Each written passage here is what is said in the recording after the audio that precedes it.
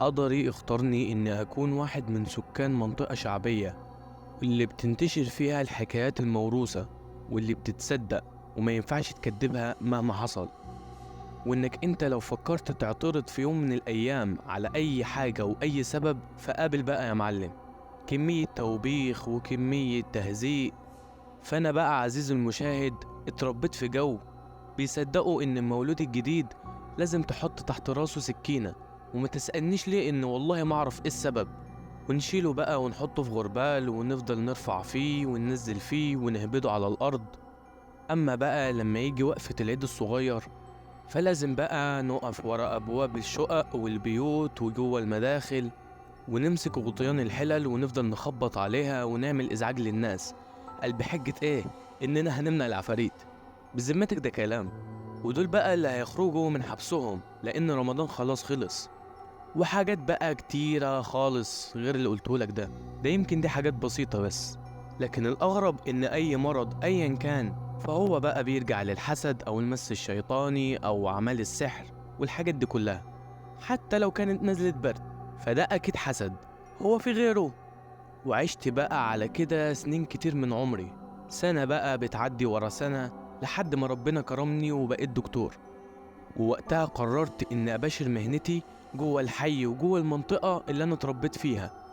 ودايما كان عندي قناعة إن عندهم مشكلة نفسية بيعانوا منها بسبب قناعاتهم وبسبب قراراتهم اللي بياخدوها، وإن ده مش مجرد حكايات موروثة وبتتقال من جيل لجيل، لأن في حاجات كانت بتحصل وأنا صغير مكنتش فاهمها، لكن بقى لما كبرت قررت إني أفهم وأغير الحاجة دي بإيدي. وفي يوم كان عيد ميلاد بنت واحد جارنا، وأنا كنت بعزه قوي لأنه كان خدوم وجدع وكمان كان على قد حاله. وبما إني الشخص المميز في الحي لأن دكتور، فكنت دايما بحب أبقى قريب من الكل علشان مفيش حد يحس منهم ولو للحظة إن اتغيرت عليهم. وخلصت شغلي في المستشفى الصبح وعديت على محل حلويات واشتريت منه تورتة وعليها صورة البنت لأن الحاجات دي بتفرح الأطفال. وأخدت التورتة وعديت على بيت جارنا رواش علشان عيد ميلاد بنته منة. دخلت وكان الأهالي كلهم متجمعين وتقريبا كانوا مستنيني لحد ما اجي.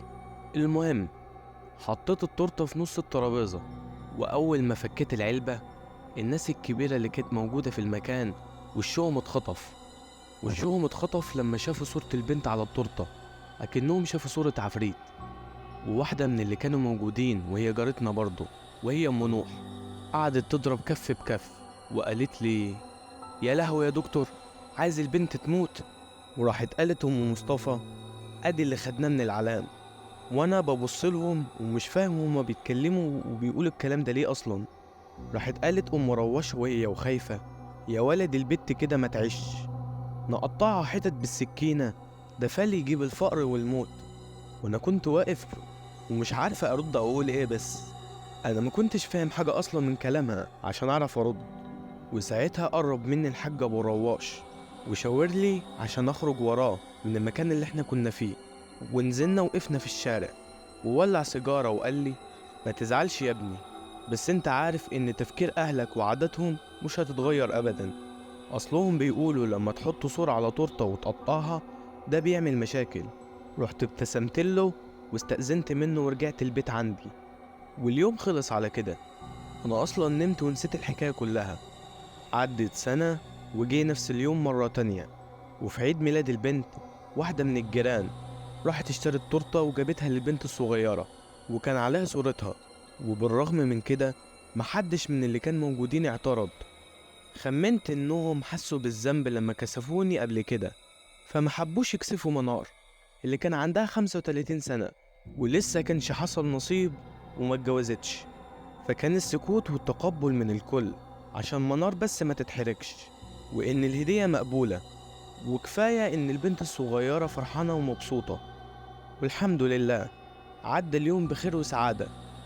اليوم ده بس، لأن اللي حصل بعد كده كان بؤس وحزن ومرض وخوف. وبعدها بيوم واحد اتصل بيا أبو رواش قبل صلاة الفجر بساعة. أنا استغربت من المكالمة لكن رديت بسرعة لا يكون في حاجة، ولقيته بينهج وبيقول لي: الحقني يا دكتور إبراهيم، البت بتروح مني، منا بتموت. ونزلت من البيت جري على بيت رواش، ولما طلعت عنده لقيت منا اللي عندها 9 سنين في حالة هستيرية، عمالة تكسر كل حاجة حواليها، ومفيش حد قادر عليها، لا أبوها ولا أمها حتى، ولا حتى الجيران اللي بدأت تتجمع. البنت عروقها كلها بارزة، ووشها أحمر زي الدم، وعينيها بيضة، والنن الأسود مش موجود. وتلمنا كلنا حواليها، كنا 5 رجالة، والحمد لله قدرنا نسيطر عليها. ورجعت البيت بسرعة عشان أجيب حقنة مهدئة، ورجعت اديتها لها، فنامت وغابت عن الوعي. وفجأة الهدوء سيطر على المكان، كأنهم كانوا في حرب، وكل واحد قعد ياخد نفسه. رحت بصيت لرواش وقلت له: ده حالة صرع، انت ما لاحظتش عليها اي حاجة غريبة قبل كده؟ هز دماغه في حسرة كده وقال لي: لا. وحالة البنت كانت غريبة عليا، حتى لو كانت مع حد كبير، ومش هيبقى بالقوة دي. ورجعت قلت لرواش: من الصبح هنروح بيها على المستشفى، نعمل شوية فحوصات وتبقى تحت الملاحظة. وفعلا وافق. تاني يوم رحنا المستشفى وعملنا الفحوصات اللازمة، ورجعوا البيت. وكان لازم نستنى 3 أيام لحد ما تطلع نتائج التحاليل والإشعاعات اللي عملناها. وليلتها بالليل رحت عشان أزورهم، فلقيت منا بتقولي: عم إبراهيم، بص سيرة صاحبتي. وكانت بتتكلم على عروسة قماش في إيديها، وبصيت للعروسة باهتمام وقلت: الله، جميلة قوي، مين جابها لك دي يا منا؟ فردت باستغراب: جاب لي ايه؟ قلت لها: العروسة. قالت لي: عروسة ايه؟ دي مش عروسة، دي سيرة، بس هي قدام الناس بتعمل نفسها عروسة، بس هي حقيقية. جريتها في الكلام وسألتها: سيرة عندها كام سنة بقى؟ قالت: قد ماما، هي كبيرة. قلت لها: واتعرفت عليها امتى؟ انتي ما قلتليش عليها قبل كده. قالت لي: هي جات لي يوم عيد ميلادي، وكانت ساكنة في التورتة. رحت رديت عليها وانا مستغرب: ازاي ساكنة في التورتة يا منى؟ قالت لي: عادي، هي خرجت من صورتي وبقت صاحبتي. و... وسكتت فجأة، عينيها برقت وبيضت، وجسمها اترعش، والعروسة وقعت من ايديها واتشنجت، وقعدت اتلزقت ركبتينها الاتنين في بعض، وعظم ايديها بدأ يتحرك كأنه جيلاتين مش عظم. بالرغم من ان كنت مذهول انا وامها وابوها من اللي بيحصل، حاجة غريبة بصراحة.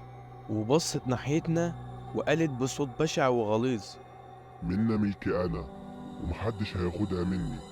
وفجأة منا جريت ناحية الشباك، وسبحان الله اللي ألهمني في نفس الوقت، ولقيت نفسي بجري وراها، ولحقتها قبل ما تنط، وخدتها ووقعنا على الأرض. جسم البنت كان عبارة عن جمرة نار، وفضلت تتنفض، والمرة دي كنت عامل حسابي وشنطتي معايا، وقدرت اديها الحقنة المهدئة فنامت. وساعتها أمها قالت بغضب وخوف: أنا قلت، وأهلنا كمان قالوا، إن تقطيع صورة البنت فوق التورتة هيجيب لنا الشياطين والفقر. البنت دي أكيد اتلبست. معقولة الأذية تخرج منك انت يا منار؟ ده أنا كنت بقول عليكي أختي. قطعتها بسرعة وقلت لها: استهدي بس بالله يا أم منى، اتلبست ايه وتورتة ايه؟ اصبري بس يطلع الصبح، نطمن على البنت، وبعدها نسمع منها اللي حصل، ومنها نفهم معنى الكلام اللي قالته، وكمان نجيب منار ونسألها. مع اني مش مقتنع، بس عشان ترتاحي. اقتنعت مريم ام منا بكلامي، ورجعت البيت وانا بصراحة بفكر في كلام منا، ورد فعلها وحركتها، والصوت اللي خرج منها، وشخصية سيرة، وعظمها اللي كان عامل زي السفنج. الموضوع فعلا غريب جدا، وواضح ان وراه حاجة كبيرة، ولازم افهمها.